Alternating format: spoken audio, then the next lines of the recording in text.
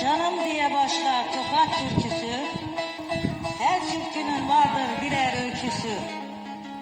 Bu türküler bize Tokat vergisi, hele diyor yaylalara çık kardeş, hele diyor yaylalara çık kardeş.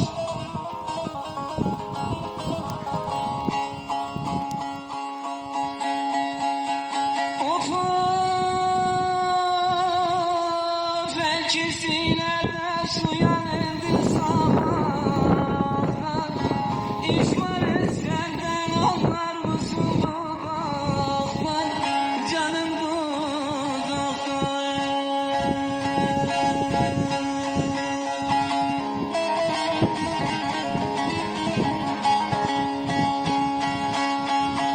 Ağzının içinde ben elma yanaktan, elma yanaktan, şirin dillerinden de sor beni,